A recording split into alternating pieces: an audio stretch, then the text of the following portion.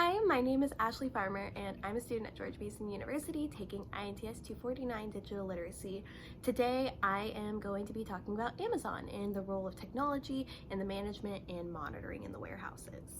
Along with just in the warehouse, we're going to be talking a little bit about the benefits that Amazon has realized through the application of these new tools and technologies and how the company justifies their use. We're also going to talk a little bit about the consequences. So to begin, we're going to talk a little bit about technology within itself. So technology has really changed the economy and it's turned it more digital rather than manual. So basically, technology can be a little bit mind-numbing for people that work at desks, for people that work at home, but it's gotten rid of a lot of manual labor jobs, such as when women used to work in factories with sewing jobs. There are also jobs like Uber and Lyft that require just being online as an applicant, and you do everything through an app and or a website.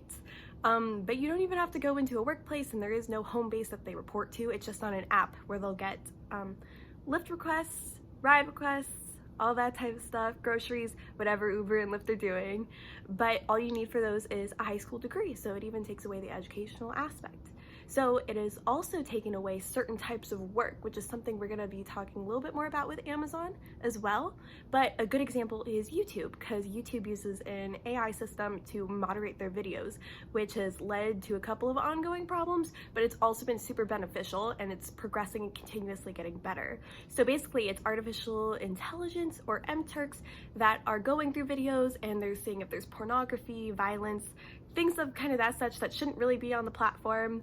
So it's going through and it's flagging those. The problem so far is that it's not catching everything. So sometimes it'll catch videos that there's nothing wrong with them and it flags them anyways because it's an AI watching, not a human watching. But in other cases, there's been issues where victims of suicide have been posted in videos online, or there was a conspiracy about a child who was a victim of the Parkland shooting that was put on the trending page, which is extremely inappropriate and should never have happened, but it was an AI error where they didn't detect anything wrong or suspicious, and it was published and publicized enough to get on the trending page. But the more that this AI technology is used, the more efficient it becomes and the more it trains itself to catch what's good and what's bad. The reason that AI is used and not people is because it's more effective within more videos per se. So if there's more videos, you need a lot more humans to be able to watch these videos, but I believe the AIs can do it. They can watch 72.5 videos within the span of an hour, while a human cannot do that. So for Amazon, there are high levels of surveillance in their warehouses. Amazon is also using machinery to help its workers become more efficient with their manual labor. So the benefits of this are improved processes performed by human beings, such as robotic arms. So say there needs to be lifting boxes instead of using a forklift. Well, I guess in addition to using a forklift, if something just needs to be picked up, there are robotic arms that don't necessarily connect to the arm, but are used through a control to be able to enhance what a human can do it faster, more efficient, and safer. So the company justifies this use by saying that it isn't the machines taking over jobs, it's using machines to enhance already used human skills.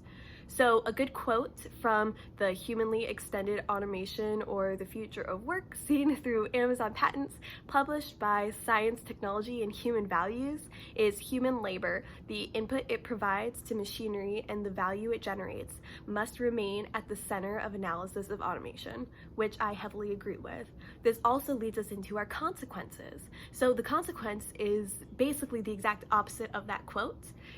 It's that some consequences are that humans will begin to just help the machines, and that the machines will be the main factor in Amazon and their warehouses. So the goal is to make sure that humans are the center aspect and the machines are there to benefit them and not the other way around. Especially with the AI technology I talked about earlier, which is why we discussed it, is that we want the AIs to be beneficial to us and not us just rely on them or us be just beneficial to them. The technology needs to be here for humans. Humans don't need to be there for the technology because we don't want to take that aspect away, so everything becomes inhuman.